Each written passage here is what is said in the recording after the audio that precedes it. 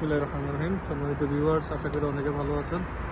তো আমরা অনেকেই এটা কীভাবে সেটিং করতে হয় এত পর্যন্ত আমরা জানি। তো আমরা অনেকে বিশেষ করে জানি না যে কিভাবে মোটরটার কানেকশনটা করতে হবে বা অটোমেটিক কানেকশন করতে হয়। তো অটোমেটিকের উপরে এখানে দুইটা লাইন আছে, একটা হচ্ছে পাওয়ার লাইন আর একটা হচ্ছে মোটরের লাইন। একটা যাবে পাম্পে, একটা যাবে পাওয়ার। তো যারা জানেন না, বিশেষ করে যারা নতুন তাদের উদ্দেশ্যে বলতেছি। তো আপনারা এখানে দেখবেন যে কোন জায়গায় লেখা আছে পাওয়ার। এই যে এখানে দেখেন, এখানে লেখা আছে পাওয়ার, অর্থাৎ এটা পাওয়ার লাইনে যাবে। আর এখানে লেখা আছে পাম্প, এটা সরাসরি পাম্পে যাবে। পাম্প থেকে সেম ক্যাটাগরি এখানে আবার তিনটা লাইন বাইরে হয়েছে, একটা হচ্ছে ফেজ, একটা হচ্ছে নিউট্রাল আর একটা হচ্ছে বডি আর্থ। তো যেহেতু বডি আর্থ দরকার, এটা অবশ্যই দরকার, জরুরি।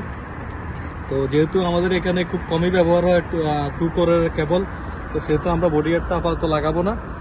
তো আমরা কি করব যে আমরা পাম্প থেকে যে মোটরের যে লাইনটা যাবে আমরা ওইটা থেকে ফেজার নিউট্রালটা লাগাবো, আর পাম্প থেকে দুইটা তার আমরা এখানে জয়েন করব। আর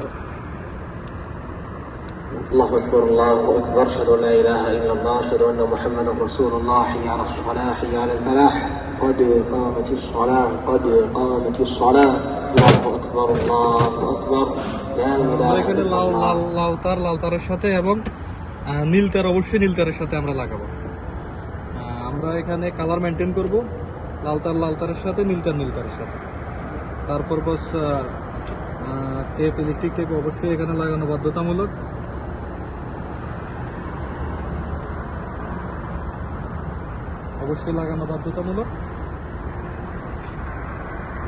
অবশ্যই ভালোভাবে টেপটা লাগাতে হবে এখানে, যাতে পরবর্তীতে কোনো শর্ট সার্কিট বা এখানে লুজ কানেকশন না হয়। অবশ্যই এদিকে অবশ্যই খেয়াল রাখবেন।